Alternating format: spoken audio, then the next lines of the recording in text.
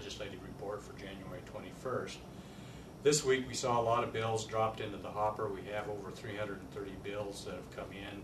Some of those bills have died, but we're adding several more. One of the bills that we're going to be hearing next week that is of importance to a lot of agriculture producers in the state is House Bill 16. This bill would allow the Wyoming Beef Council to collect up to an additional $1 a head.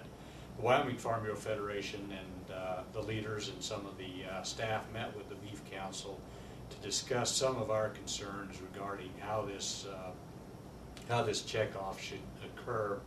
We're probably going to offer an amendment that would ask that the Beef Council have a vote of the producers before they implement the checkoff. Another bill that they talked today about in House Judiciary is House Bill 55. This bill deals with executive orders of the governor. A lot of the executive orders in the past that the governors have made have been minor in implementation of things, but recently with the Wyoming sage grouse issue, the executive order that the governor signed has had a big impact on agricultural producers and landowners. This bill seeks to spell out a process that the governor should use before signing executive orders. It also seeks to have executive orders filed so that people can go and find them, and it also seeks to give citizens a process that if the executive order affects them, they can have some kind of due process. The other bill that I want to visit a little bit about was Senate Joint Resolutions 2 and Senate Joint Resolutions 3. Both of these would seek to amend the Wyoming Constitution, and they are going to put into the Constitution provisions that prohibit the federal government from requiring people to buy health insurance that they don't really want to buy. Both of these go about it in a little different way. They worked on them in Senate Judiciary and merged them together, so now they're going to come out as one bill, but they still need a 2/3 vote out of both the Senate and the House before they can go forward to the voters. Brett, would you like to talk about some of the bills you've been working on? Sure, Ken. This is Brett Moline with the Director of Governmental and Public Affairs. The first bill I'll talk about is Senate File 86.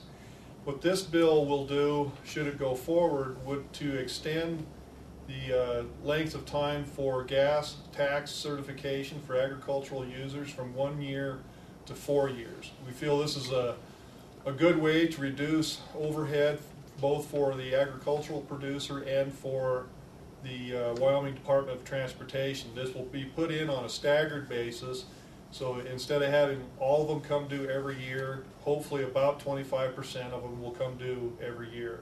This bill has passed the Senate Revenue Committee, and it's a bill that we strongly support. Today we heard House Bill 102, the State Common School Trust Land Management Account. What this bill attempted to do was to take 1% of the Permanent Mineral Trust Fund for the school foundation and put it into an account that would be used for maintenance and improvements on state lands.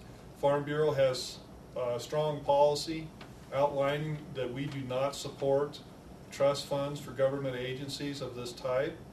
This bill was defeated today. It is the fourth time I've seen this bill, and it was indicated that it will probably come forward again. House Bill 152 will be up next week in the House Ag Committee. This bill would repeal the provisions that allow the Environmental Quality Council to designate lands in Wyoming very rare or uncommon. Wyoming policy is firmly in place that supports multiple use of public and private lands in the state of Wyoming. The very rare or uncommon designation doesn't stop it, the multiple use, but it can make it much more difficult. So this is a bill that we will be strongly supporting, and hopefully we'll have some good, strong success with it. The last bill I'll talk about is Senate File 100 that was heard in the Senate Agricultural Committee Tuesday night. What this bill deals with is animal hoarding and with puppy mills. It gives the counties, and specifically the county sheriff departments, more power to deal with these types of issues, and it's one that we look forward to helping work as it goes forward and perhaps making some minor changes in it. Thanks, Brett. I'd just like to remind our members that we're going to have our legislative meeting on February 14th and 15th in Cheyenne at the Holiday Inn. We've got some good speakers coming in. We'll have Barry Lawrence with the Water Development Commission talking about their cloud seeding program. We're going to have Dr. Ron Surdum talking about the importance of energy to the state of Wyoming, and 2 or 3 other speakers, and we would encourage our members to take the time to come to Cheyenne if they could. Thank you.